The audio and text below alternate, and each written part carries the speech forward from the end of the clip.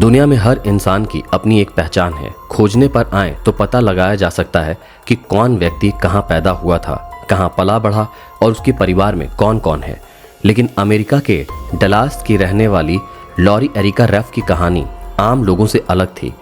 Lorry Canada ने black rough से शादी की तथा दोनों डलास में बस गए। काफ़ी सारे मिसकैरेज होने के बाद 2008 में लॉरी ने एक बेटे को जन्म दिया। सब कुछ ठीक चल रहा था कि लॉरी की ज़िंदगी में अचानक एक तूफान आ गया। उसके पति को लगने लगा कि उनकी शादी कामयाब नहीं है तथा दोनों को तलाक ले लेना चाहिए। ये सदमा लॉरी बर्दाश्त ना कर सकी और उसने 2010 में आत्महत्या कर ली।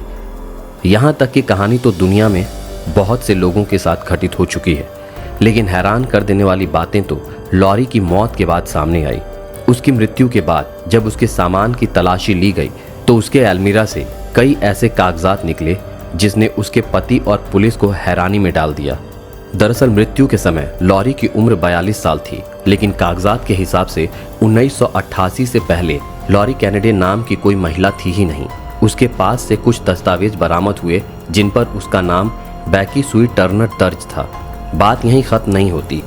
लोग हैरान तो तब रह गए जब रिकॉर्ड से पता चला कि उन दस्तावेजों पर जिस बैकी की जानकारी दर्ज थी वो 1-2 साल की बच्ची थी जो 1971 में घर में लगी आग से जलकर मर चुकी थी।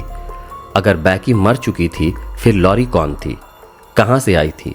इन सवालों का जवाब किसी के पास नहीं था। 2016 तक लॉरी पुलिस की फाइलों में एक रहस्यमय केस बन पड़ी रही, लेकिन इसी साल लॉरी के रहस्य से पर्दा उठ गया। लॉरी के केस की तहकीकात कर रहे सोशल सिक्योरिटी एडमिनिस्ट्रेशन के इन्वेस्टिगेटर जॉय वेलिंग को 2015 में एक फ़ोन आया। ये फ़ोन न्यूक्लियर फिजिसिस्ट तथा फॉरेंसिक कॉलिन फिट्जपैट्रिक का था।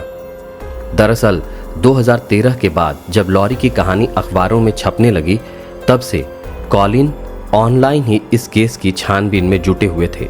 कॉलिन ने जॉय को बताया कि उन्होंने लॉरी के डीएनए से उसकी फैमिली हिस्ट्री निकाल ली है जो फिलाडेल्फिया में रहती है। कॉलिन की बात पर भरोसा कर जॉय जब उनके बताए हुए पते पर पूछताछ करने पहुंचे तो उन्होंने उस परिवार के लोगों को लॉरी का ड्राइविंग लाइसेंस दिखाया जिस पर उसकी फोटो थी। लाइसेंस को देखते ही परिवार के एक सदस्य ने चीखते हुए कहा कि ये तो किम्बर्ली है। ये लॉरी की मां का परिवार था तथा लॉरी का असली नाम किम्बर्ली मैक्लेन था। जब वो 18 साल की थी तब अपने माता पिता के अलग होने के बाद वो घर से भाग गई थी। इसके बाद उसने अपनी पहचान छुपाने के लिए मरे हुए लोगों की पहचान अपनाई।